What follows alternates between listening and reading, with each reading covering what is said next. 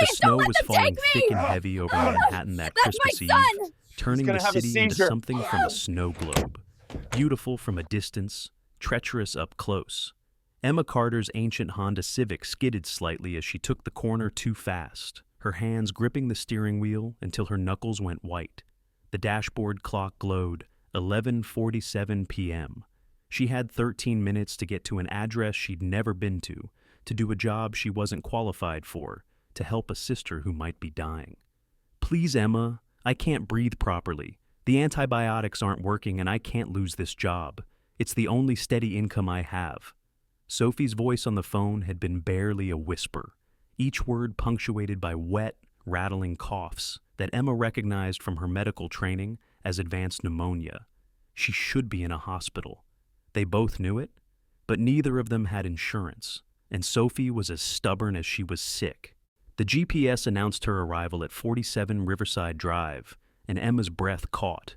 Even through the snow, the Sterling mansion rose like something out of a Gothic novel. 3 stories of stone and glass, windows glowing amber against the storm. This wasn't just wealthy, this was generational, untouchable wealth.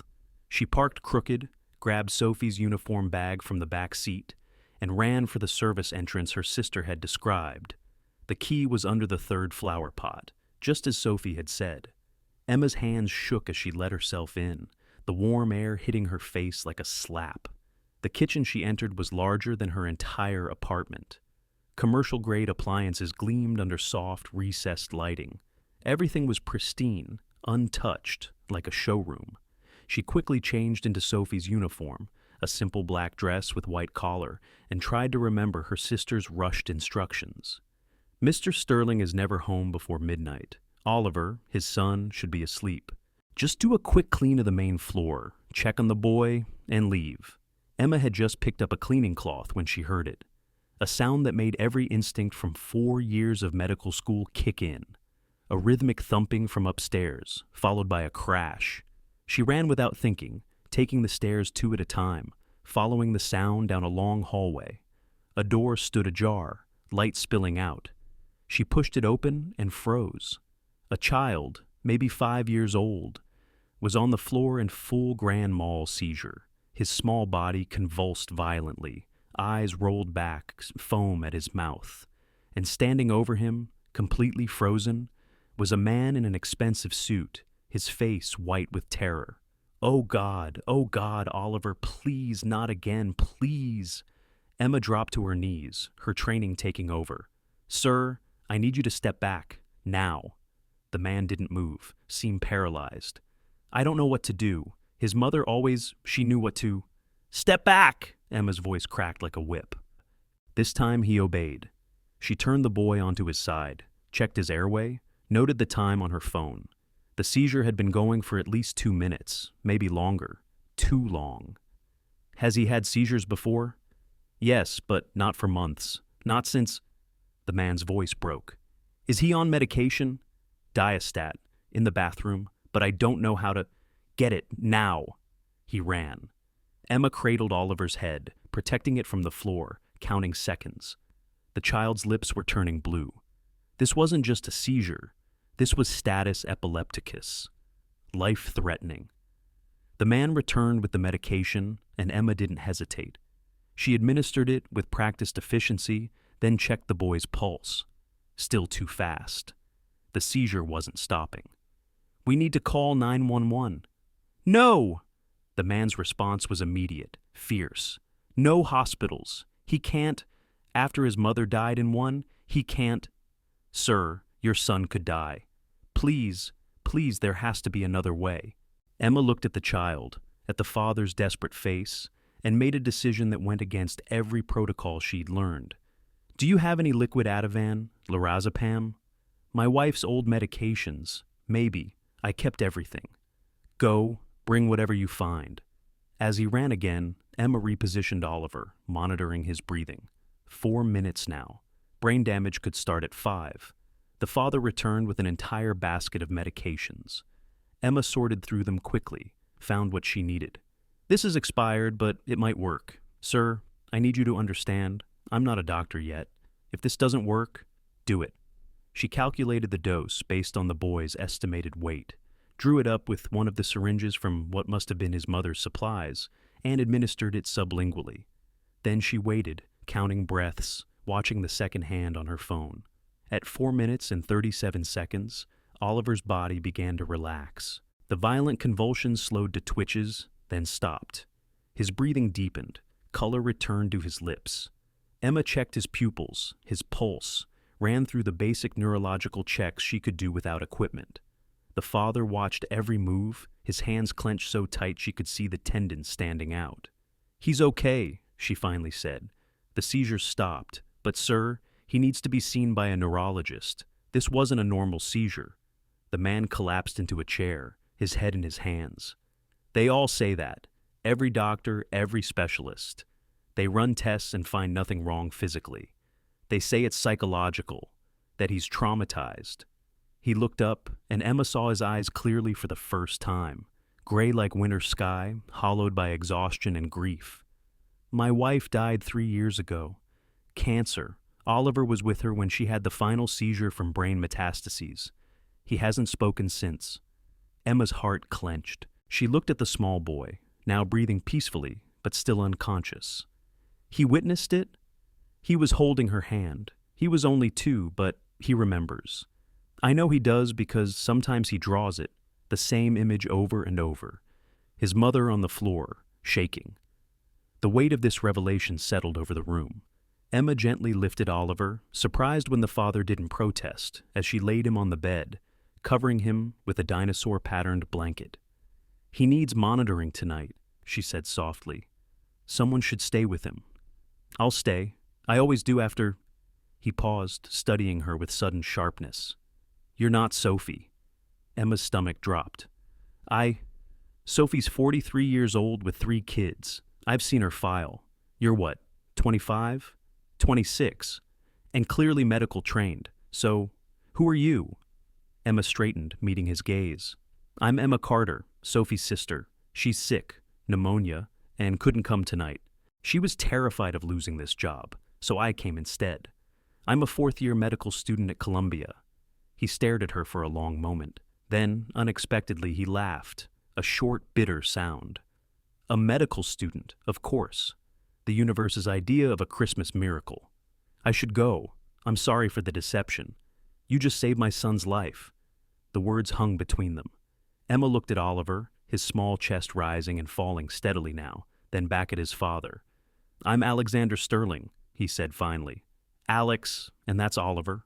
He ran a hand through his dark hair, and Emma noticed the wedding ring he still wore. "I don't suppose you'd consider staying, just tonight? I'll pay triple Sophie's rate."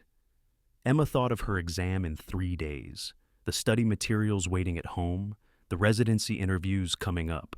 Then she looked at Oliver again, at the drawings visible on his desk, all variations of the same scene, a woman falling, drawn in crayon with heartbreaking detail. "I'll stay," she heard herself say, "but not for triple rate. Regular pay is fine. And Mr. Sterling? Your son needs help, not just medical. He's locked in trauma, and these seizures might be his mind's way of processing something he can't verbalize." Alex's jaw tightened. "Every therapist in Manhattan has tried." "Has anyone tried art therapy? Real art therapy, not just letting him draw, guided expression, interpretation, gradual exposure work?" "You're a medical student, not a psychiatrist." "No," Emma agreed. "But I spent 2 years volunteering at Mount Sinai's pediatric trauma unit. I've seen this before. And Mr. Sterling?" She met his eyes steadily. "Your son started seizing on Christmas Eve. The anniversary trauma is real. He needs help now, not after the holidays." Something shifted in Alexander Sterling's expression. A crack in the armor, a glimpse of the desperate father beneath the controlled executive. "Then help him," he said quietly. "Please." And that's how Emma Carter, covering for her sick sister on the worst possible night, found herself sitting vigil over a silent child in a mansion full of ghosts, while snow fell like forgiveness over the sleeping city. Ibaing, the first hours after midnight passed in a strange rhythm of medical vigilance and quiet revelation. Emma sat in the chair beside Oliver's bed, checking his pulse every 15 minutes, watching the steady rise and fall of his chest. Alex had pulled another chair close, and together they kept watch like sentries guarding something precious and fragile. "Tell me about the seizures," Emma said softly, breaking the silence around 2 a.m. "When did they start?" Alex rubbed his eyes, exhaustion making him look older than his 35 years.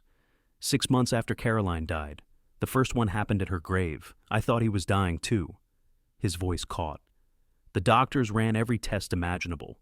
EEGs, MRIs, blood work. Everything came back normal. They said it was psychological, non-epileptic seizures triggered by trauma. "But you give him Diastat?" One neurologist prescribed it as a precaution, said even psychological seizures can become dangerous if they last too long. He looked at his son's peaceful face. "They usually happen around significant dates. Her birthday, their last Christmas together, today." Emma made a note in her phone. "Has he had any therapy?" 5 different therapists. Play therapy, cognitive behavioral therapy, even hypnotherapy. Nothing works because he won't speak, not a single word in 3 years. But he understands everything? Everything. He's brilliant, actually. Tests in the 99th percentile for cognitive function. He just won't talk. Emma stood carefully, walked to Oliver's desk where the drawings were scattered. With Alex's permissive nod, she examined them. They were all variations of the same scene, but she noticed something others might have missed. The progression. The earliest ones were chaotic, all scribbles and dark colors, but the recent ones showed more detail, more control. In the latest, there was something new, a small figure standing in a doorway, watching. "This is him," she said, pointing to the doorway figure. "He's starting to process his role as observer, not participant." Alex stood beside her, close enough that she could smell his cologne, something expensive but understated. The therapist said the drawings were concerning, obsessive. They're necessary. He's trying to externalize the trauma, get it out of his head and onto paper where he can control it. She turned to face him. "Mr. Sterling." "Alex. Alex, has anyone tried integrating his interests into therapy? What does he love?" Alex's expression softened slightly. "Space. He's obsessed with planets, stars, astronauts. Before Caroline died, she would make up stories about a little astronaut who visited different planets." Emma felt an idea forming. What if we used that? Created a narrative where he could process his grief through metaphor. "You want to tell him stories? I want to give him a new language. If he can't speak words, maybe he can speak through space adventures. A little astronaut whose planet goes dark, who has to learn to navigate by different stars." Alex stared at her. "You're not what I expected from someone covering a cleaning shift." "Life rarely goes according to plan," Emma said, then immediately regretted the words as she saw him glance at his wedding ring. At 3 a.m., Oliver stirred. His eyes opened slowly, unfocused at first, then sharpening as they landed on Emma. She smiled gently. "Hi, Oliver. I'm Emma. You had a seizure, but you're okay now. Your dad's here." Oliver's eyes moved to Alex, then back to Emma. He lifted his hand slightly, fingers moving in what looked like random gestures. "Is he okay?" Alex asked, alarmed. But Emma recognized the movements. "Oliver, are you trying to sign?" The boy's eyes widened slightly. His fingers moved again, more deliberately. It was clumsy, unpracticed. But Emma caught it. WATER. "He wants water. He wants..." She looked at Alex. "Did Caroline know sign language?" Alex's mouth opened, closed. She was learning it. For her work with special needs kids, she used to practice with Oliver as a game. Emma turned back to Oliver. Using the basic ASL she'd learned during her pediatric rotation, she signed back, "Water coming right up." Oliver's face transformed. Not quite a smile, but something like hope. His fingers moved again, faster now. "You understand?" "I understand," Emma signed back. Alex returned with water, watched in amazement as Oliver drank, then signed something to Emma. "What's he saying?" "He's asking if I'm an angel. He says angels know all languages." Alex's eyes filled with tears. He quickly blinked away. Caroline used to tell him that angels could hear thoughts. That's why prayer worked even if you couldn't speak. Emma signed to Oliver. Not an angel, just a friend. Oliver studied her for a long moment, then his fingers moved slowly, deliberately. "Mom sent you?" Emma's throat tightened. She looked at Alex, who was gripping the bed frame so hard his knuckles were white. Maybe, she signed back. Sometimes people arrive right when we need them. Over the next 3 hours, until dawn crept through the windows, Emma established what 3 years of therapy hadn't: communication with Oliver Sterling. Through sign language, he told her things he'd never been able to express: how his throat closed when he tried to speak, how words felt like stones in his mouth, how he'd dream of his mother. But she never talked in the dreams, just smiled and pointed at stars.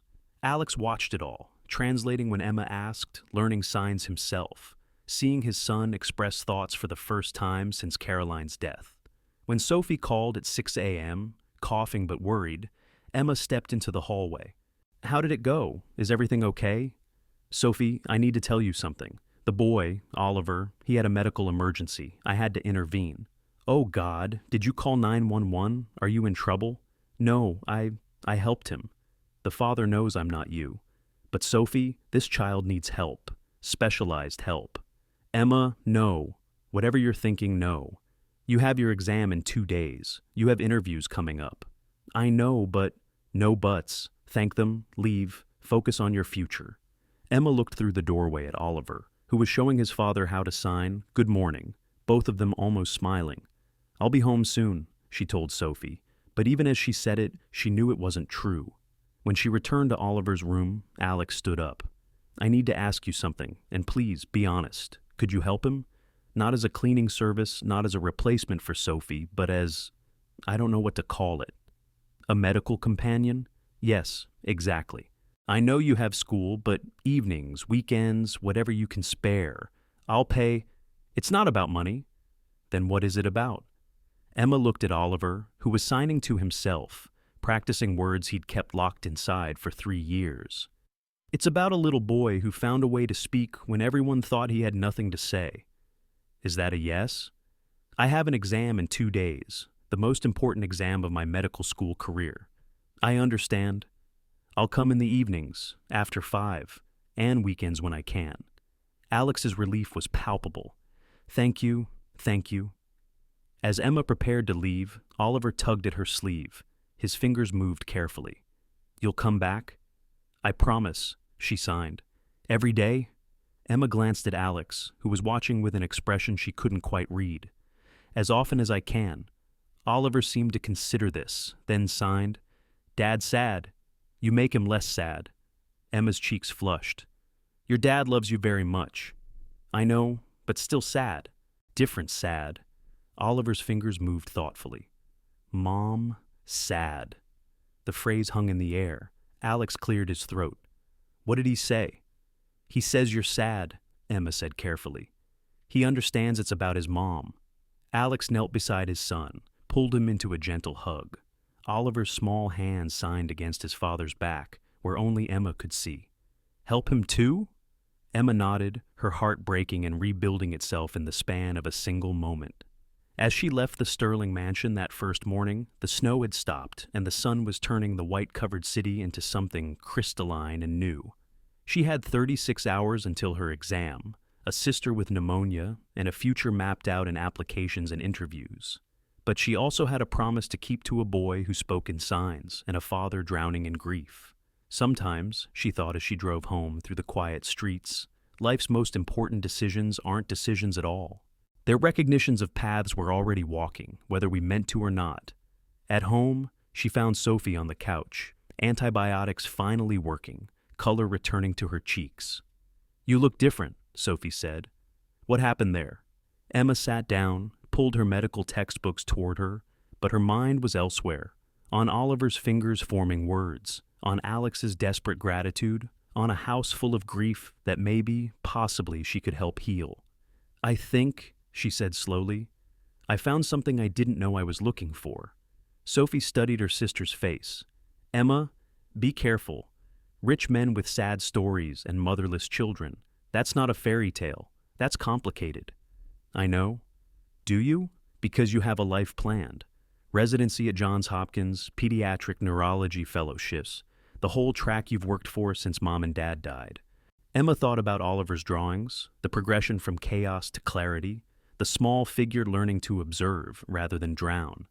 "Plans change, Sophie. Not yours. You don't let them.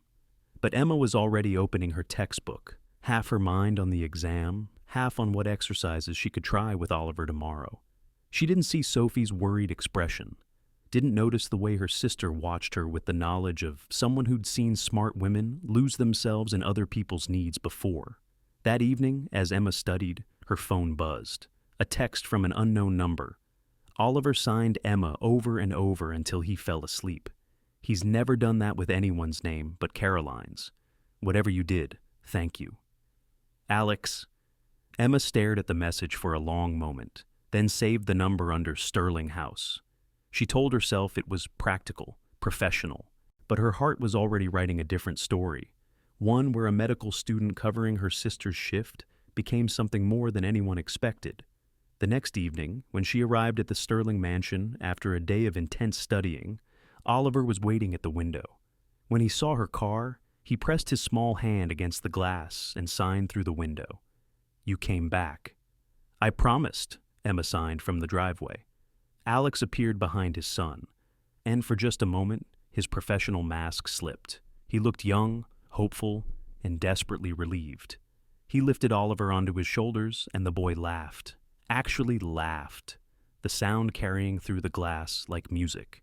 Emma stood in the driveway, medical textbooks in her car, future at Johns Hopkins waiting, and felt the axis of her world shift. She'd come here to help her sister, stayed to help a child, but somewhere between midnight and dawn, between seizures and sign language, she'd stumbled into something that felt dangerously like destiny.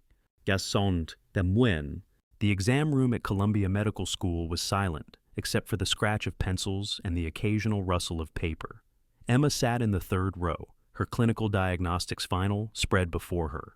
But her mind kept drifting to Oliver's hands forming new words, to Alex's grateful eyes, to a promise she'd made to return that evening.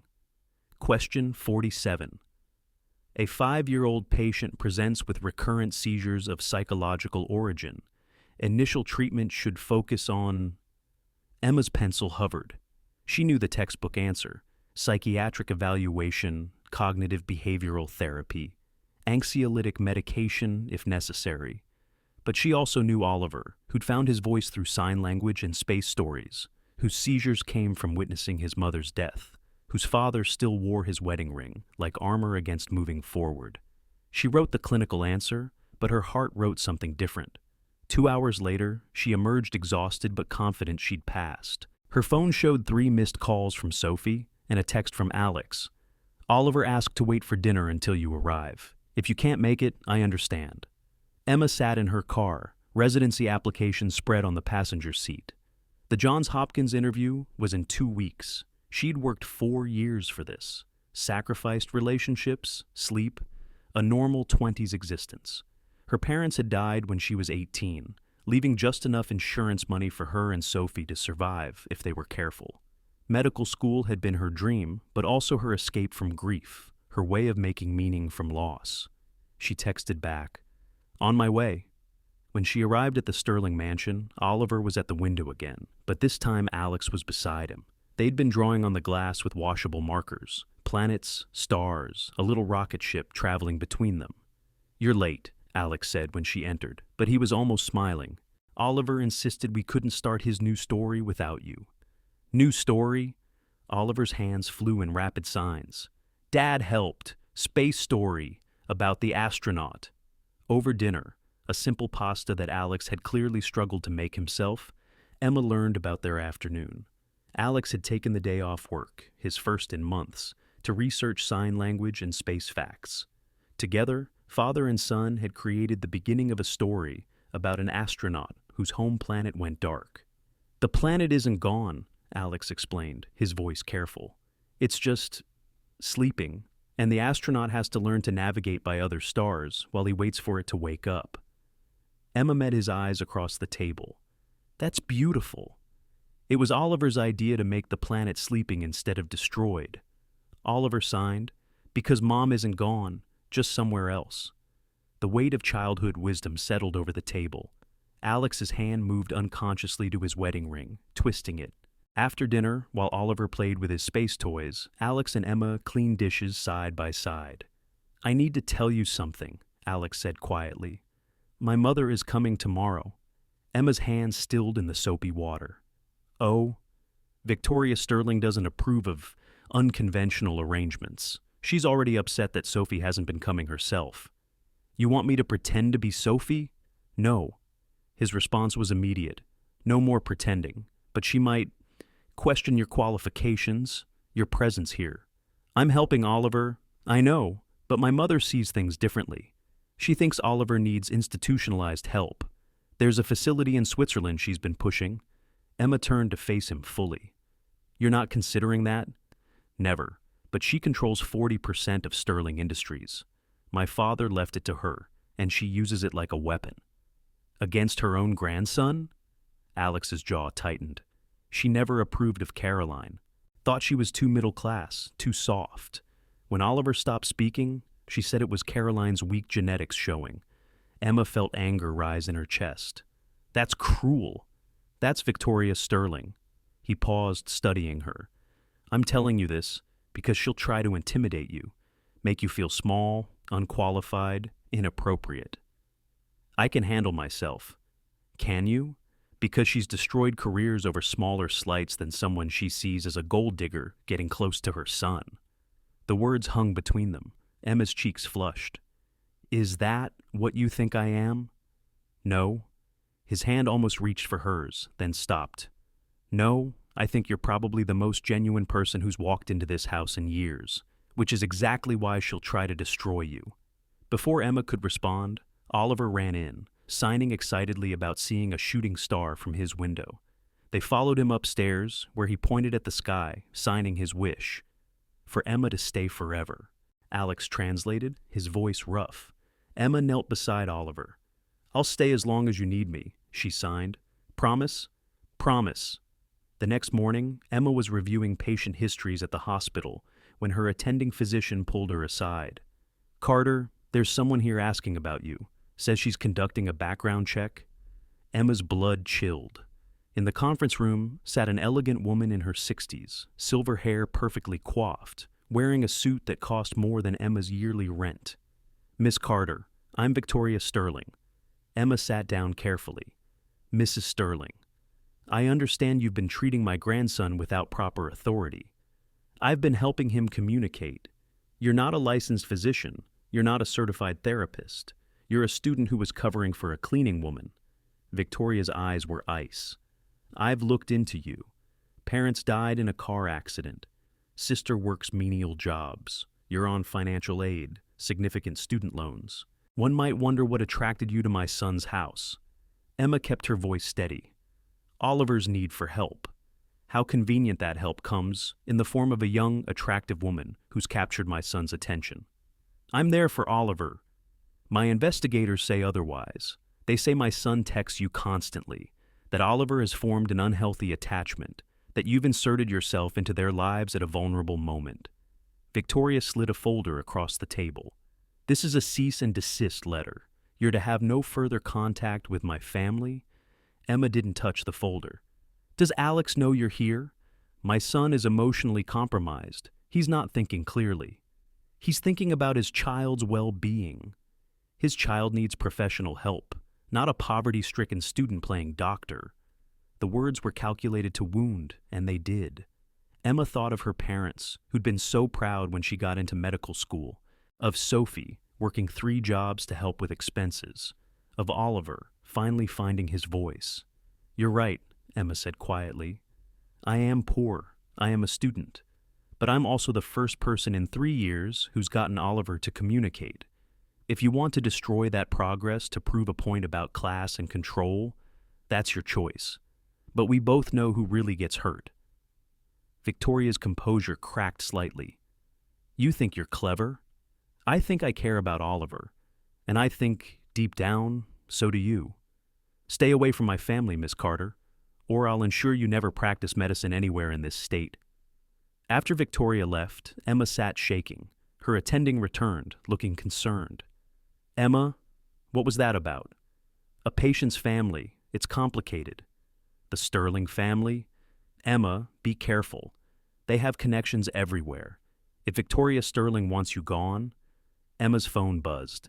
Alex, My mother just called, said she handled the situation. But what did she do? Emma stared at the message, then typed, "We need to talk, in person." That evening, she arrived at the mansion to find Alex pacing in the foyer. "She threatened you. She's worried about Oliver. She's worried about the family image, about bloodlines and legacies and things that stopped mattering the day Caroline died." His control cracked. "I can't lose you. Oliver can't lose you. Alex, I know it's only been a week. I know this is insane. But Oliver spoke today. Really spoke. Out loud. Just one word. Emma. But he spoke." Emma's breath caught. "He did?" "Right after my mother left. Like he knew something was wrong. He looked at me and said your name, clear as day." From upstairs they heard Oliver's voice. Thin, uncertain, but real. "Emma? Dad?" They ran up together, found Oliver standing in his doorway, tears streaming down his face. "Don't go," he whispered, the words fragile as glass. "Please don't go." Emma pulled him into her arms, feeling his small body shake with the effort of speaking. Over his head, she met Alex's eyes. "I'm not going anywhere," she said to both of them. But even as she said it, she felt the weight of Victoria's threat. Her medical career, everything she'd worked for, balanced against a boy's voice and a father's desperate hope. That night, after Oliver was asleep, he'd managed 3 more words. "Stay with me." Alex and Emma stood in the hallway. "I'll protect you from her," Alex said. "You can't. She's your mother. And she's not wrong. I'm not qualified. I'm not licensed. I'm just the miracle we needed." His hand touched her face gently. "Emma, I know this is complicated. I know I have no right to ask you to stay. But Oliver, this isn't just about Oliver anymore, is it?" The question hung between them. Alex's hand dropped, but his eyes stayed on hers. "No," he admitted. "It hasn't been just about Oliver since that first night." Emma thought about Johns Hopkins, about her carefully planned future, about Victoria's threats. Then she thought about Oliver's voice, fragile and new, saying her name. "I need time," she said, "to figure out what this means, what I'm risking. Take all the time you need, just don't disappear." As she drove home, Emma's phone showed 17 missed calls from Sophie, 2 from Johns Hopkins confirming her interview, and 1 voicemail from Victoria Sterling. "You have 24 hours to make the right decision." In her apartment, Sophie was waiting. "Victoria Sterling called my employer, told them I falsified my work history. I'm fired, Emma. We're both screwed unless you walk away now." Emma sank onto the couch. "Oliver spoke today. Emma, he said my name, 3 words, after 3 years of silence." Sophie sat beside her sister. "And if you stay, if you give up Johns Hopkins, your career, everything, for a family that isn't yours?" Emma thought about her parents, killed by a drunk driver when she was 18, about the years of grief she'd buried in textbooks and clinical rotations, about Oliver's drawings progressing from chaos to clarity. "Maybe," she said slowly, "sometimes the family you choose is more real than the future you planned." Sophie sighed. "You're going back tomorrow." "Yes." "Even if it cost you everything?" Emma thought about Oliver's voice, Alex's eyes, the warmth of a house learning to heal. Especially then.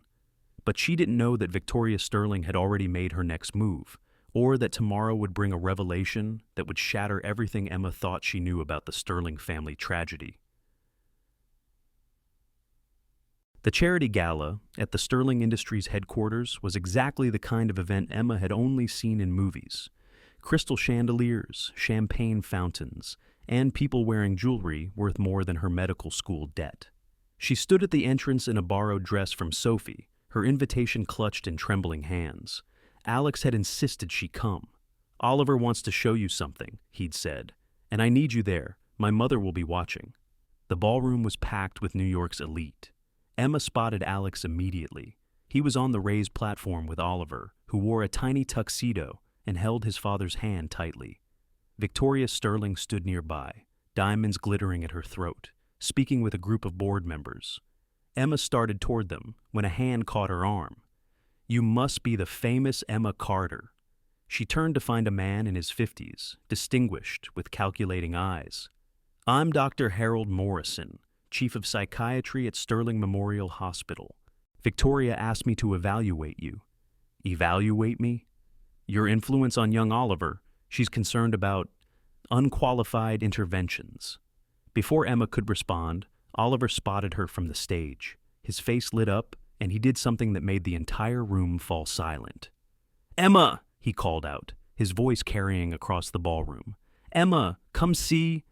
300 guests turned to stare. Oliver had spoken, publicly, clearly. Alex's face broke into a smile so genuine it transformed him completely. But Victoria's expression was pure ice. Emma made her way through the crowd, aware of every whisper, every stare. When she reached the platform, Oliver grabbed her hand and pulled her up. "I made something," he said, each word careful but determined. "For you." He led her to an easel covered by a cloth. With trembling hands, he pulled it away. The painting underneath was extraordinary. It showed the solar system, but reimagined. Each planet was a different emotion, connected by streams of light. Earth was dark, but not dead, surrounded by stars that looked like tears.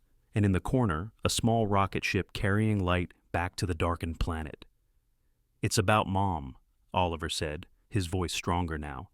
"And about us. And about how you brought the light back." The room was utterly silent. Then someone started clapping, Dr. Morrison, surprisingly. Others joined in, the applause building until it filled the space. Victoria stepped forward, her voice cutting through the noise. "How wonderful! Though I'm sure we're all curious about Miss Carter's methods. Perhaps she could explain her qualifications?" The applause died. All eyes turned to Emma. "I'm a medical student," Emma said clearly. "4th year at Columbia." "A student," Victoria emphasized. "Not a doctor, not a therapist. A student who was covering for a cleaning woman when she met my son." Murmurs rippled through the crowd. Emma felt her cheeks burn. "That's true," she said. "I'm not licensed yet, but nothing. You've been practicing medicine without a license, treating a minor without proper certification. Some might call that fraud." "Mother, stop!" Alex's voice was sharp. "I'm protecting this family, Alexander. Something you seem incapable of doing since Caroline—" "Don't." His voice could have cut glass. "Don't say her name." Victoria turned back to the crowd. "I've had Miss Carter investigated. Would you all like to know what I've found?" Emma's heart pounded. "Mrs. Sterling. Her parents died when she was 18, drunk driving accident. Though what's interesting is that Emma was supposed to be in the car that night. She stayed home because she was studying. One might wonder about the survivor's guilt, the need to save others because she couldn't save them." The words hit Emma like physical blows. She heard Sophie's gasp from somewhere in the crowd. Victoria continued, merciless.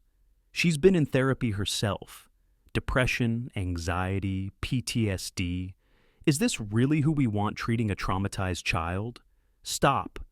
Oliver's voice, small but fierce. "Stop being mean to Emma.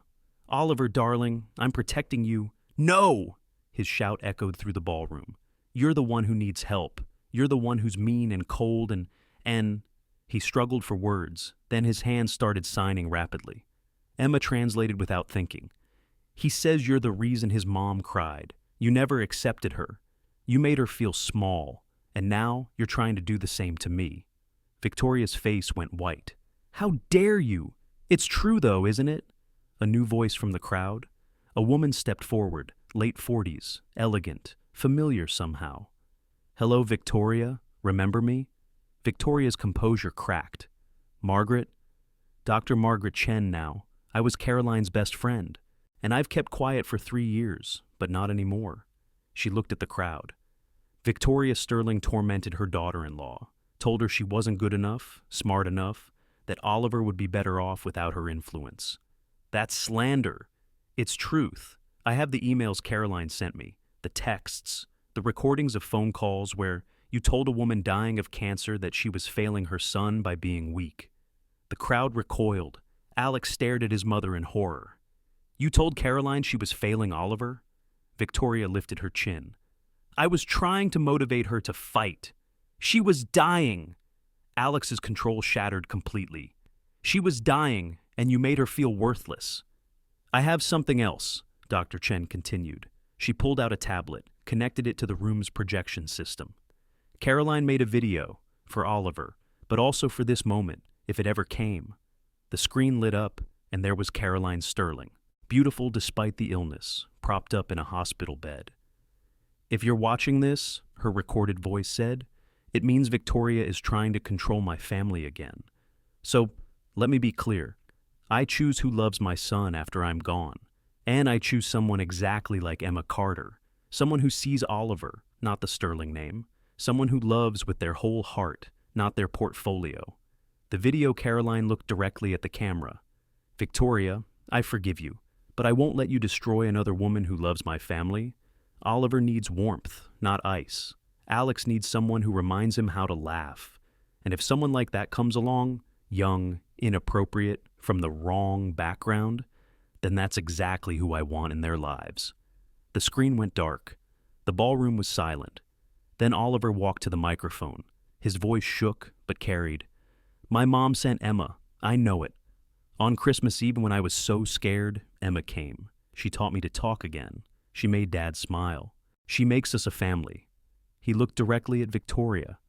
"Grandma, I love you, but if you make Emma leave, I'll never speak to you again. Ever." The threat from a 5-year-old should have been laughable. Instead, it was devastating. Victoria's carefully constructed facade finally crumbled. She sank into a chair, looking every one of her 70 years. Her voice was barely a whisper. "I was trying to protect you all." "No," Alex said quietly. "You were trying to control us. There's a difference." He turned to Emma, who stood frozen, overwhelmed by the revelations. "Emma, I'm sorry for all of this. You don't deserve—" "Actually," Dr. Morrison interrupted, stepping forward, "she deserves recognition. I've been observing all evening. This young woman has achieved more with Oliver in 2 weeks than 3 years of traditional therapy. Her methods may be unconventional, but they're clearly effective."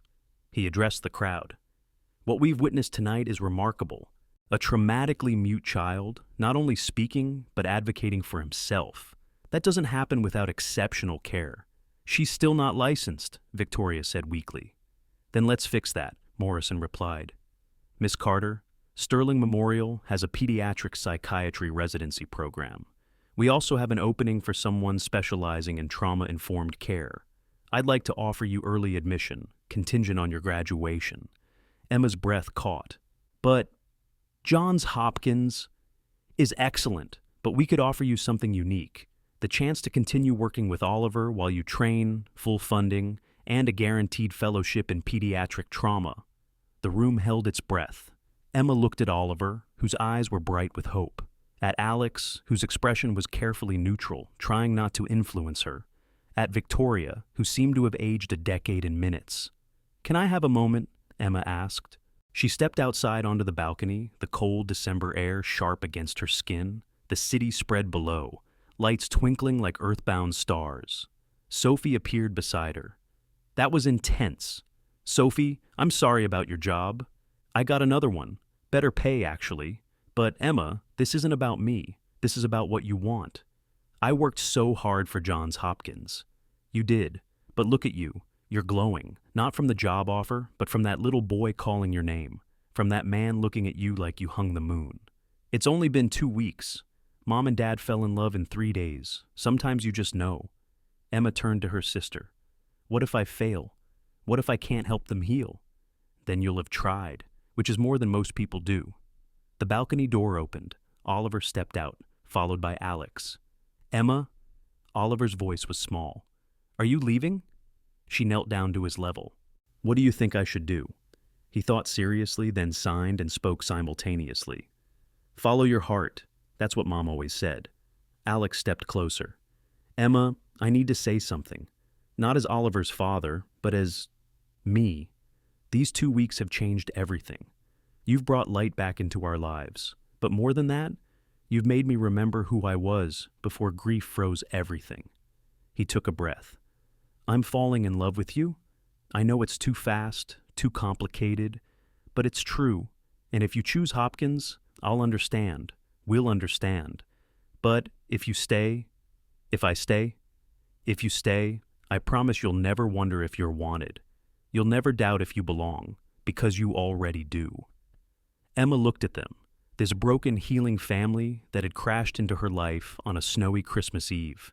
She thought about her parents, about the life she'd planned, about the future she'd mapped out so carefully. Then she thought about Oliver's first words, about Alex's smile, about Caroline's video, blessing a love that hadn't even existed yet. "Dr. Morrison," she called back into the ballroom, "I accept your offer." Oliver launched himself into her arms, laughing and crying simultaneously. Alex wrapped them both in an embrace, and for a moment, the three of them stood there, a family not yet official, but already real. From inside, Victoria watched through the glass. Dr. Chen approached her. "Caroline would be happy," she said softly. Victoria nodded, tears finally falling. "I know. That's what terrifies me. I don't know how to be soft, Margaret. I only know how to protect through control." "Then maybe," Margaret suggested, "it's time to learn something new. Emma could teach you. She's teaching all of you." Inside, the gala continued, but the real celebration was on that balcony. Three people choosing each other, choosing love over fear, choosing to build something new from the ashes of loss.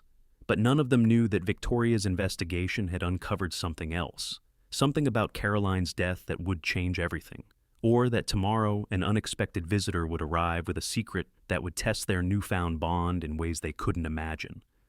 Juan. The morning after the gala, Emma woke to 37 missed calls, not from Alex or Sophie, but from a number she didn't recognize. When she finally answered on the 38th attempt, the voice on the other end made her blood run cold. "Miss Carter, this is St. Mary's Hospital in Philadelphia. You're listed as Sophie Carter's emergency contact. There's been an accident." The drive to Philadelphia was a blur. Emma ran every red light she safely could, her mind racing with the few details they'd given her. Sophie had collapsed at her new job. Respiratory failure. The pneumonia had come back with a vengeance, complicated by something else they wouldn't discuss over the phone. She burst into the ICU to find Sophie on a ventilator, her skin gray, monitors beeping ominously. "Miss Carter?" A doctor approached. "I'm Dr. Williams. Your sister's condition is critical. The pneumonia triggered acute respiratory distress syndrome. But there's something else. Her blood work shows irregularities consistent with long-term toxic exposure." "Toxic exposure?"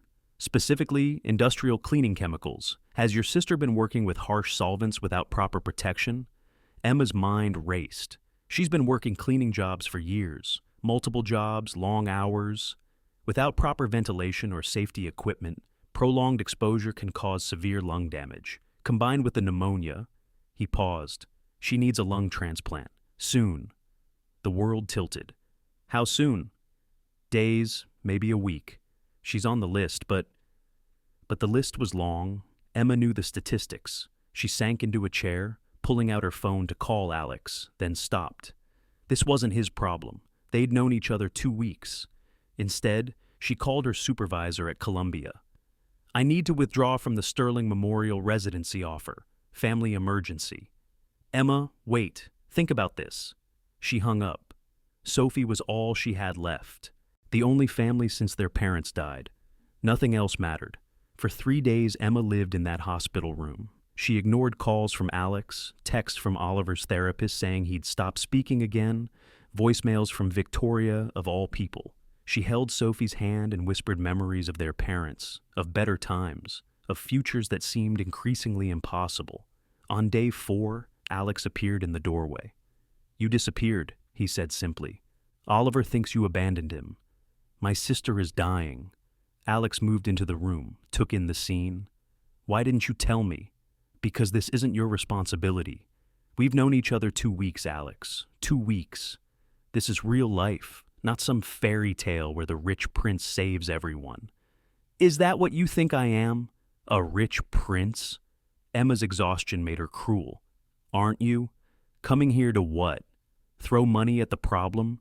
Your mother was right. I don't belong in your world. I belong here, with my sister, in the real world where people die from poverty." Alex was quiet for a moment. Then, "Caroline died from cancer, Emma. Money didn't save her. But you know what she said near the end? She said the only thing that mattered was time with people who loved her. Don't push away the people who love you because you're afraid of losing them. You don't love me. You're just grateful, rebounding, confused. Alex stepped closer. I'm all of those things, but I'm also in love with you. And Oliver is devastated. He thinks he did something wrong. Before Emma could respond, alarms started blaring. Sophie's monitors lit up like a Christmas tree gone wrong. Doctors rushed in, pushing them aside. She's coding! Emma watched in horror as they worked on her sister. Chest compressions, medications, controlled chaos. After 20 minutes that felt like hours, they got her back. Dr. Williams pulled Emma aside. We're running out of time. Without a transplant in the next 48 hours. Emma felt something break inside her. She walked to the window, staring at nothing. Alex stood beside her, not touching, just present. I was supposed to be in the car, she said quietly. What? When my parents died. I was supposed to be in the car. We were going to dinner to celebrate my acceptance to Columbia. But I stayed home to study for a test that didn't even matter. They died because they were proud of me, and I wasn't even there. Emma, and now Sophie's dying because she took all those dangerous jobs to help pay for my education. Everyone I love dies because of my ambitions. Alex turned her to face him. That's not true, isn't it? Your son was healing, and I left him to come here. I'm poison, Alex. Your mother saw it. I destroy everything I touch. You saved Oliver. I gave him false hope, just like I gave you false hope. She pulled away. Go home, Alex. Take care of your son. Forget about me. Emma, go. He left, but not before placing something on the bedside table. Oliver's latest drawing.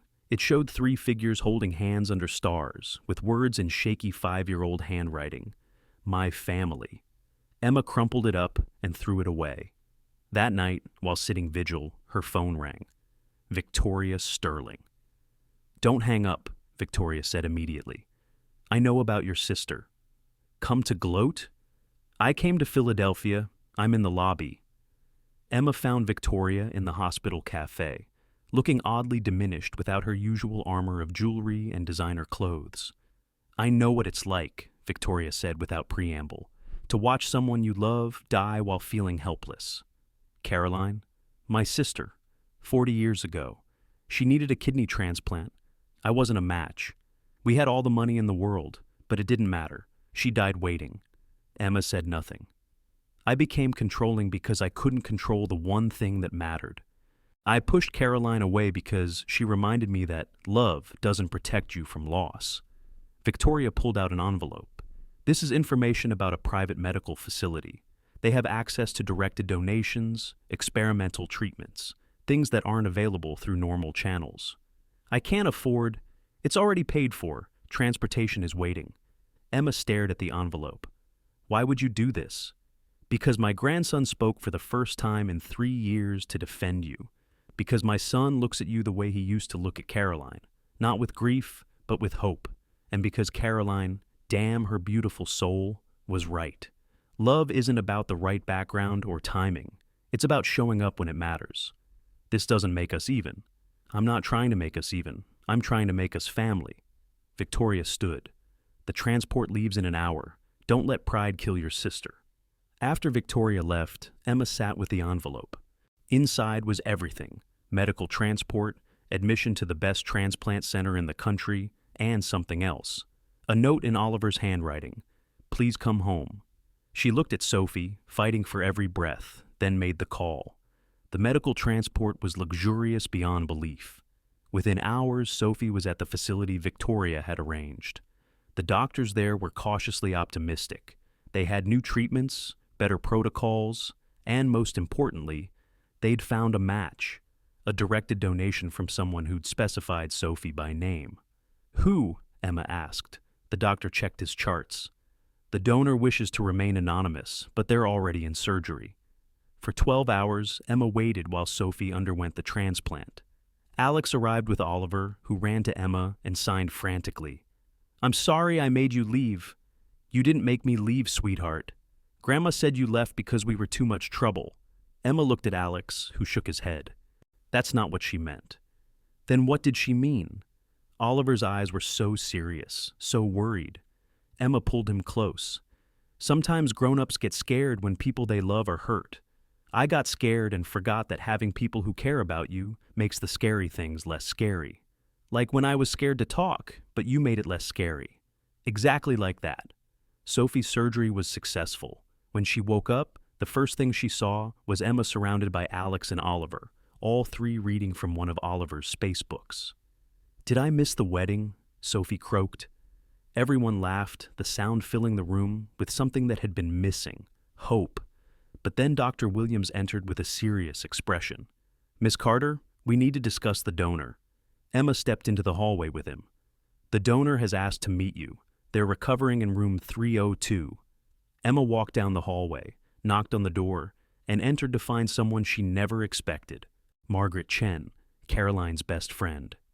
"You," Margaret smiled weakly from her bed. "I'm a match. When Victoria told me about your sister, I got tested immediately. But why? Because Caroline would have done it in a heartbeat, and because that's what family does. The family you choose, not just the one you're born into." Emma broke down completely, sobbing at the bedside of this woman who'd given up part of herself for a stranger. "Caroline saw this," Margaret whispered. "In her last days, she told me someone would come who'd need what I could give. I thought she meant emotional support for Alex and Oliver. But she meant this. She meant Sophie." "That's impossible." "Is it? You arrived on Christmas Eve, exactly 3 years after she died. You have the same training she wished she'd had to help Oliver. You even have the same favorite flower, sunflowers. I saw them in your apartment when Victoria had you investigated." Emma's mind reeled. "You're saying Caroline somehow knew?" "I'm saying sometimes love transcends what we understand. Sometimes people find each other exactly when they're meant to. But in room 308, Victoria was on the phone, her face grave. The person she'd been trying to protect everyone from had finally surfaced. The real reason she'd been so suspicious of Emma was about to come to light. "She's here," Victoria said into the phone. "The woman claiming to be Caroline's sister, the one who says Oliver is her son too." The woman standing in the hospital corridor looked like Caroline's ghost. Same delicate features, same honey-colored hair, but her eyes were harder, calculating where Caroline's had been warm. "Hello, Victoria," she said. "I'm Rebecca Laurent, Caroline's half-sister." Emma, who'd been walking back to Sophie's room, froze in the hallway. Alex emerged from Sophie's room, saw the woman, and went rigid. "That's impossible. Caroline was an only child." Rebecca smiled coldly. "That's what her mother wanted everyone to believe. I'm the product of her father's affair, the dirty secret they paid to keep quiet." She pulled out documents, birth certificates, DNA tests, legal papers. "Caroline and I shared a father. When she died, she left something for me, something that belongs to me and my son." "Your son?" Alex's voice was dangerously quiet. "Oliver. Or haven't you figured it out yet? Caroline couldn't have children. The cancer treatments made her infertile years before you met. Oliver is mine." The hallway seemed to tilt. Emma reached for the wall to steady herself. "You're lying," Alex said. "Am I? Did you ever see Caroline pregnant? Any ultrasounds? Any prenatal appointments?" Alex's face was white. She had a difficult pregnancy. Bed rest, private doctors. Private doctors I paid to keep quiet. Caroline wanted a baby so desperately, and I was 18, pregnant, broke. She offered me everything, money for college, a future, freedom. All I had to do was give her my son and disappear. Oliver appeared in the doorway of Sophie's room, drawn by the raised voices. He looked at Rebecca with confusion. "Who's that?" He signed to Emma. Rebecca's eyes locked onto him. "Oh my God, he looks just like his father." "Caroline was his mother," Alex said firmly. "Caroline was his aunt. I'm his mother, and I want him back." The word hung in the air like a bomb. Oliver moved closer to Emma, his small hand finding hers. "I've stayed away for 5 years," Rebecca continued. "Honored the agreement even after Caroline died. But then I saw the news about the gala, about this woman inserting herself into my son's life." She looked at Emma with disgust. "Playing mommy to my child." Victoria stepped forward. "You signed away your rights." "Under duress. I was 18. No lawyer. pressured by a wealthy family. Rebecca pulled out more papers. My attorney says the adoption was illegal, coerced, that Oliver should be returned to me immediately. Dad? Oliver's voice was small, scared. What's happening? Alex knelt beside his son. Nothing's happening. You're safe. Actually, a new voice interrupted. A man in an expensive suit stepped forward. I'm Ms. Laurent's attorney. We have a court order for emergency custody pending a full hearing. He handed Alex the papers. Emma read them over his shoulder, her medical training helping her parse the legal language. It was real, legitimate, devastating. You can't take him, Alex said. He doesn't even know you. Whose fault is that? Rebecca shot back. Caroline promised open adoption, visits, letters. Then she got sick and cut me off completely. I haven't seen my son since the day he was born. Because you took the money and ran, Victoria said acidly. I was a child, scared and alone. Caroline manipulated me. Caroline loved Oliver more than life itself, Margaret Chen said from her doorway, still weak from surgery but standing firm. I was there. She never manipulated anyone. Rebecca laughed bitterly. Really? Then why did she make those videos? The ones about choosing who loves Oliver after she's gone. She knew I'd come back. She was trying to replace me before I could claim him. Emma felt Oliver trembling beside her. She knelt down, signing.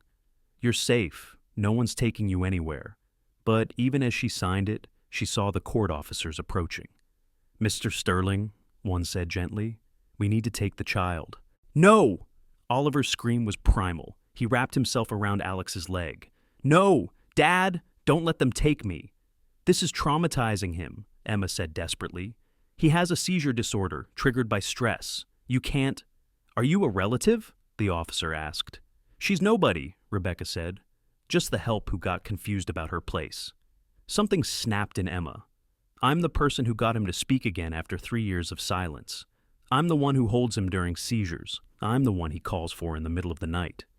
How touching, Rebecca said, but legally irrelevant. Oliver was sobbing now, his breathing becoming erratic.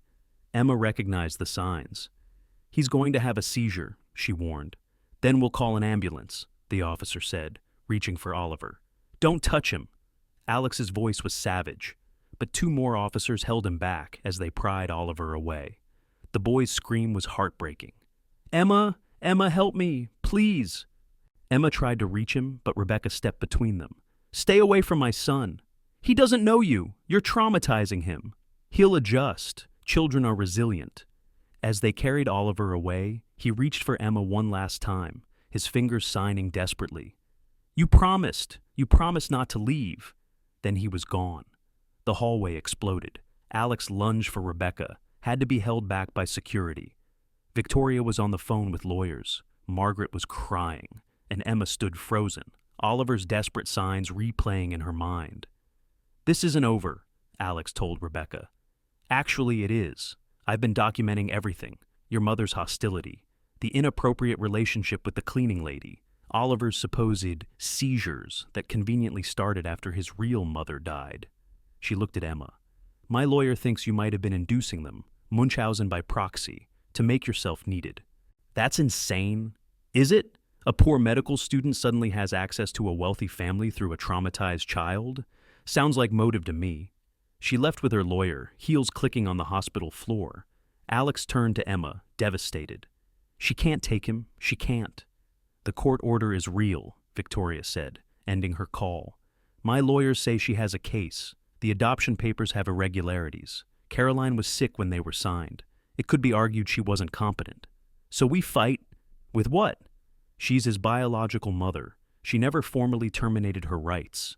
And now? Victoria looked at Emma. Now there's the complication of your relationship. It doesn't look good. The grieving widower falling for the help within weeks. Are you seriously blaming Emma for this? I'm saying the optics are terrible. Rebecca's lawyer will paint this as an unstable environment. A father who can't cope alone, introducing random women to a traumatized child. Emma's phone rang. When she saw it was from Oliver's tablet, she answered immediately. Emma! His whispered voice broke her heart. She locked me in a room. I don't like it here. Please come get me. Oliver, where are you? I don't know. A hotel. She says I have to call her mommy, but she's not my mommy. My mommy is in heaven, and you're my Emma. Please. The line went dead. Alex was already moving. We're getting him back. You can't, Victoria said. If you violate the court order, I don't care. You'll lose him forever. Is that what you want? Emma's phone buzzed. A text from an unknown number. Your sister's recovery is going well. Shame if something happened to her continued care. The threat was clear. Rebecca had resources, connections. We do this legally, Emma said quietly. We prove she's unfit. How? Emma thought about Oliver's desperate voice, about promises made and broken, about a woman who'd given up her child for money, now wanting him back when it was convenient. We find out why she really wants him back, because this isn't about love. Someone who loved him wouldn't traumatize him like this. Margaret spoke up from her bed. Caroline kept journals, everything about the adoption, about Rebecca. They're in a safety deposit box. She gave me the key before she died, said to only open it if someone tried to take Oliver. Where? Alex asked. Margaret pulled a key from around her neck. Chase Manhattan, box 472. Within an hour, they had the journals. What they revealed changed everything. Rebecca hadn't been coerced. She'd approached Caroline, knowing she was desperate for a child. She'd demanded money, threatened to abort unless Caroline paid. Every interaction was documented, recorded. But the most damning revelation was in the final entry, dated a week before Caroline died. Rebecca called today. Her boyfriend left her. She wants Oliver back, says she'll claim coercion unless I pay her $10 million. I'm dying. I can't fight this. But I've made provisions. If she comes for him, the truth will come out. Oliver's biological father isn't who she claims. The DNA test will prove it. She lied about everything, even who fathered her child. When the truth comes out, she'll have no claim. My son will be safe with Alex, where he belongs. Emma looked up from the journal. We need a DNA test. She'll never agree, Victoria said. She will if we make the right offer. Emma pulled out her phone, called Rebecca. Missing my son already? Rebecca's voice was smug. I'm offering you a deal. 1 DNA test. If Oliver is who you say he is, we back off. No fight. But if Caroline was right, if you lied about his paternity, you disappear forever. You're bluffing. Caroline documented everything, including the 3 men you were seeing when Oliver was conceived. One of them was married, a senator. I'm sure he'd love to know he might have a son. Silence, then, you wouldn't dare. I would do anything to protect Oliver. The question is, would you, or is this just about money? A longer silence. Fine, but when the test proves I'm right, you all stay away from my son, especially you. The test was scheduled for the next morning. That night, Emma sat with Sophie, who was recovering remarkably well. You love them, Sophie said. It wasn't a question. I love Oliver. And Alex? Emma was quiet. It doesn't matter. After this is over, win or lose, I need to step back. Rebecca was right about one thing. This happened too fast.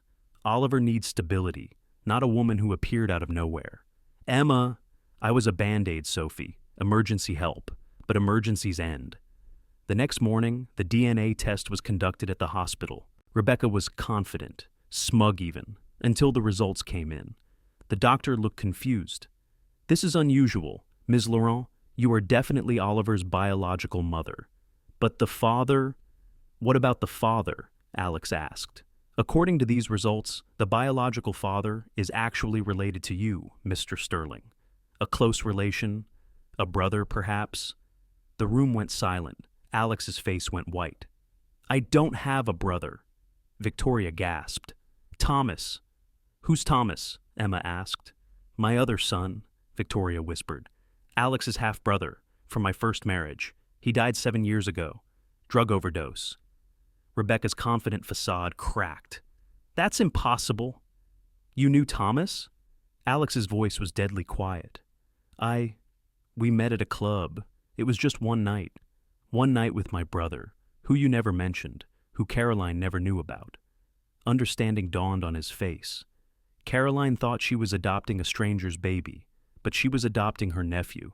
Which means, Victoria said slowly, Oliver is exactly where he belongs, with his biological family. Rebecca tried to run, but security stopped her. Her lawyer was already backing away, recognizing a lost cause. "He's still my son!" Rebecca shouted. "Biology doesn't change that." "No," Emma said quietly, "but abandonment does, extortion does, lying about paternity does. You have no claim here." The judge agreed. Within hours, an emergency injunction was issued. Oliver was returned to Alex, and Rebecca's parental rights were terminated based on fraud and abandonment. When Oliver saw Alex in the hotel lobby, he ran so fast he nearly flew. "Dad! Dad, you came!" "Always, buddy, always." Oliver looked around. "Where's Emma?" Alex turned, but Emma was walking away. "Emma!"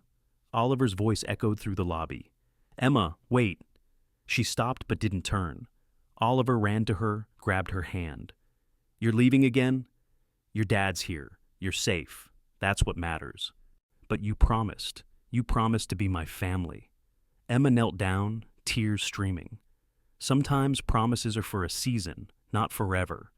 "That's stupid," Oliver said fiercely.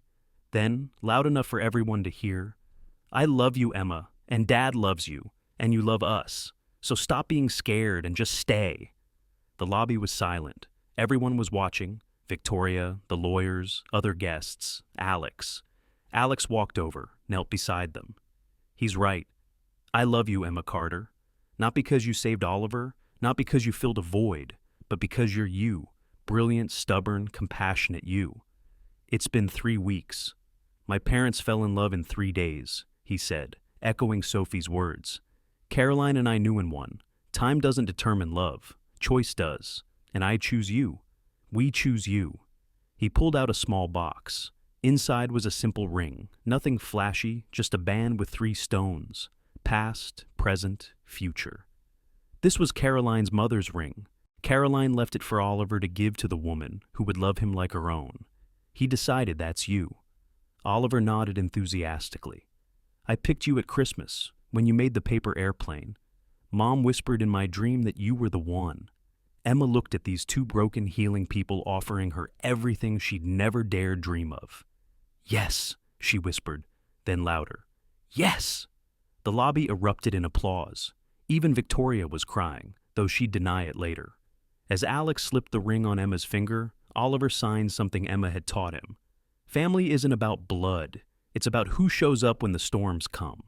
And there, in a hotel lobby that smelled of coffee and new beginnings, 3 people who'd found each other in the darkest winter discovered that sometimes the best families are the ones you choose, the ones that choose you back, and the ones that refuse to let go, even when letting go would be easier. But the story wasn't quite over, because in Caroline's journal there was one last entry, one last secret that would bring their story full circle in a way none of them expected. "One in which is bond." The final entry in Caroline's journal was dated 3 days before her death, written in a shaky hand, but with clear intent. "If you're reading this, it means Emma found you. Yes, Alex, I knew her name. Call it mother's intuition or morphine dreams. But I saw her.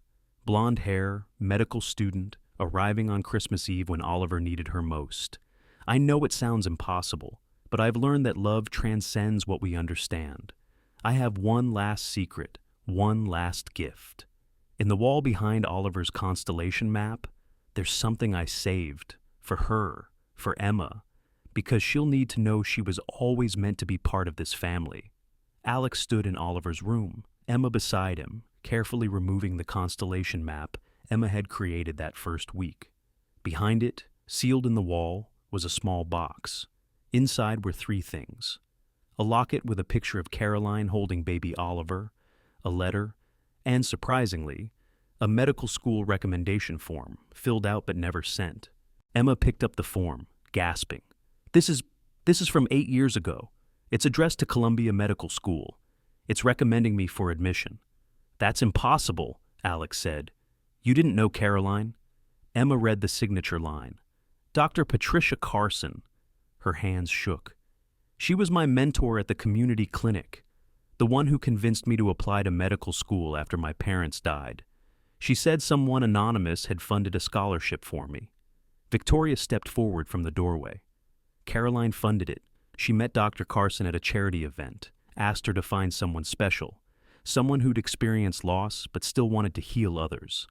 Carson mentioned you. Caroline paid for my medical school. Through a blind trust. She never knew your name until Carson sent updates, but she knew someone was out there, becoming who Oliver would need. Emma opened the letter with trembling hands. Dear Emma, if you're reading this, then my prayer was answered. You found them. You found my boys. I don't pretend to understand how the universe works, how we're connected across time and space. But I know this.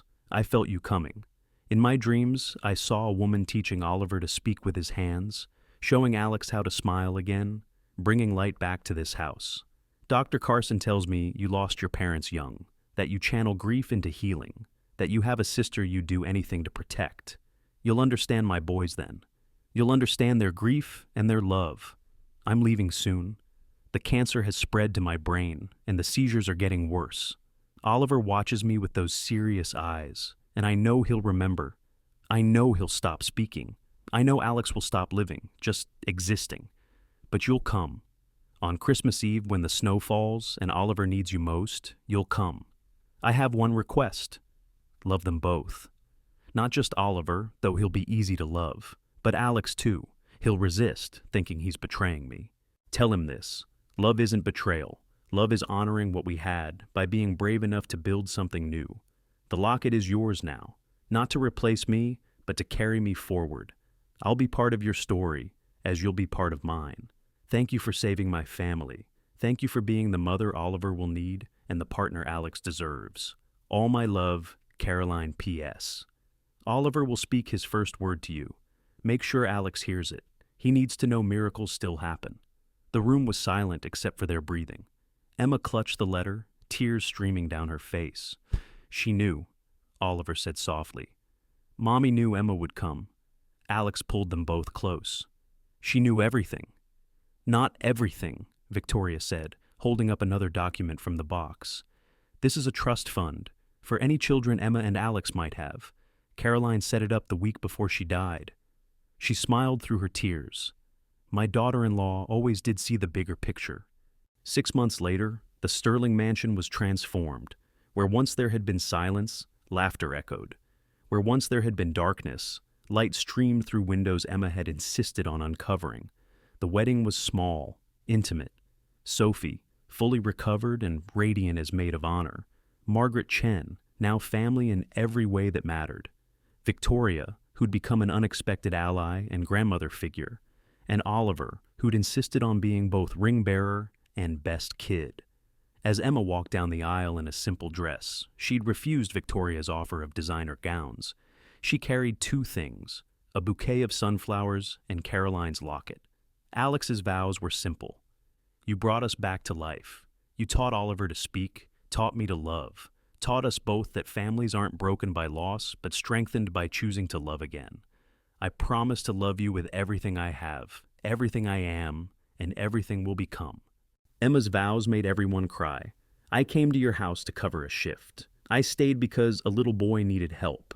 I fell in love because 2 broken hearts showed me that wholeness isn't about being perfect. It's about being present. I promised to be present, always. But it was Oliver who stole the show. He'd prepared his own vows, speaking clearly and proudly. Emma, you're not my mom by birth, but you're my mom by choice. And that's even better because you picked us when we were sad and broken. I promise to always eat my vegetables, do my homework, and teach my little brother or sister to speak with their hands and their voice. The room went still. Emma looked at Alex, who looked as shocked as she felt. Oliver, what? Oliver grinned. Grandma Victoria told me. She saw the test in your bathroom. You're having a baby. Emma's hand went to her stomach. She'd only found out that morning, hadn't even told Alex yet. Alex's face transformed with joy. Really? She nodded, laughing and crying simultaneously. Really? The celebration that followed was legendary. Victoria, tipsy on champagne, gave a toast about second chances, and the granddaughter she was convinced Emma was carrying. Sophie sang, badly but with enthusiasm. Margaret read a letter she'd kept from Caroline, blessing this exact moment. Epilogue. 2 years later.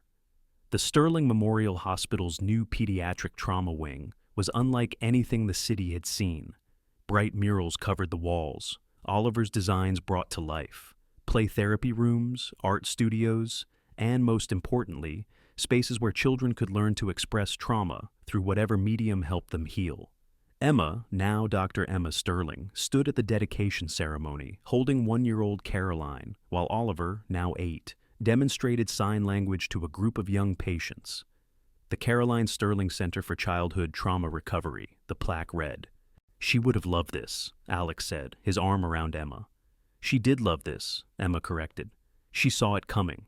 In her office later, Emma opened the drawer where she kept Caroline's final gift, discovered just last week in another hidden spot Oliver had found while redecorating his room. It was a photo Caroline had taken on her last good day. She'd used the timer feature, and in the background, barely visible through the window, was a blonde woman walking past on the sidewalk. Emma had enhanced the image. It was her, walking to class 3 years before they'd ever meet. Paths crossing, destinies intertwining, love transcending time and space. "Mommy," Oliver called, using the word that had taken him 6 months to say comfortably.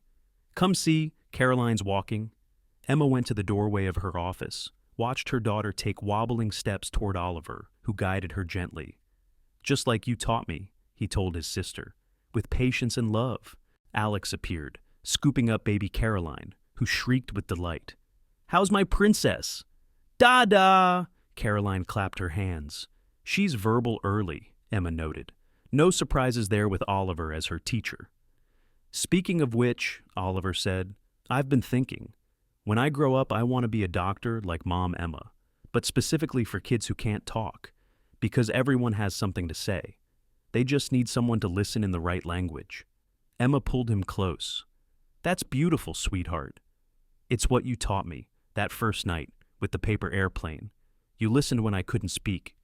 That evening, as snow began to fall, because of course it was snowing, it was Christmas Eve again, the Sterling family gathered in their living room. Sophie was there with her new boyfriend. Margaret and Victoria were arguing good-naturedly about baby Caroline's diet.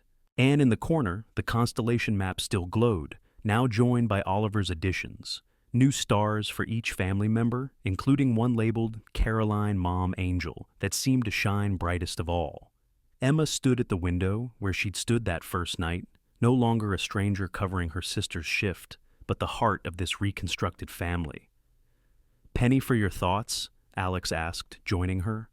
"Just thinking about how I almost didn't come that night. Sophie was so sick I was exhausted from studying. One different choice but you came. Some things are meant to be, Emma. Caroline knew it. Oliver knew it the moment he saw you. It just took us adults longer to catch up." Baby Caroline toddled over, raised her arms. "Up, Mama!" Emma lifted her daughter, who immediately pointed at the snow. "Pretty." "Yes, baby, pretty." Oliver joined them, signing and speaking simultaneously, his preferred method now. "Remember what Mom Caroline wrote about love transcending what we understand?" "I remember. I think she meant that love doesn't end. It just changes shape, like water becoming snow. Still water, just a different form." Alex ruffled his son's hair. "When did you become a philosopher?" "When I learned that having 2 moms isn't losing one and gaining one. It's being loved twice as much." Victoria called from the kitchen. "Dinner's ready!" And Emma, "I followed your mother's recipe exactly this time, the one Sophie gave me." They gathered around the table, this patchwork family built from loss and love, grief and grace. As Alex carved the turkey, badly, and Oliver helped Caroline with her special plate, and Sophie told embarrassing stories about Emma's childhood, and Victoria and Margaret continued their gentle bickering, Emma felt it. Complete, not perfect. Perfection was a myth, but complete in the way that broken things become whole again, not by hiding the cracks, but by filling them with gold, making the repaired places the strongest parts. "A toast," Alex said, raising his glass. "To Caroline, who saw the future and made sure we'd find it. To Emma, who had the courage to step into a stranger's pain and transform it into joy. To Oliver, who taught us that silence doesn't mean absence of voice.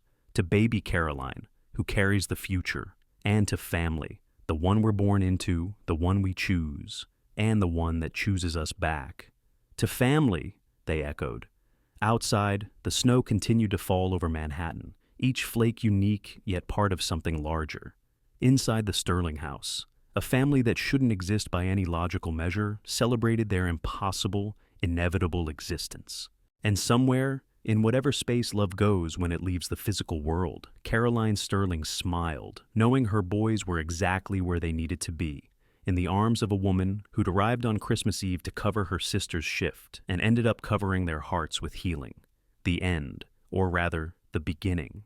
Because the best stories don't really end, they just transform, like water becoming snow, like grief becoming gratitude, like strangers becoming family when love refuses to recognize the boundaries between past, present, and future. In Oliver's room that night, as Emma tucked him in, he pointed to the newest constellation on his wall, 5 stars in a circle. "That's us," he said, "connected forever." "Forever's a long time, buddy." "Good," Oliver said simply, "because that's how long I want us to be a family." Emma kissed his forehead, then went to check on baby Caroline, then finally to her own room where Alex was waiting, Caroline's journal in his hands. "She knew," he said again, wonder still in his voice. "Or maybe," Emma said, curling into his arms, "love just finds a way. Always." As the city slept under its blanket of snow, the Sterling house stood warm and bright, a beacon for all who'd ever wondered if broken things could be made beautiful again. The answer was yes. Always yes. With enough love, enough courage, and enough faith to step through a stranger's door on a snowy Christmas Eve, anything was possible. Even miracles disguised as ordinary moments. Even love disguised as a favor for a sister. Even family disguised as beautiful, necessary accidents of fate.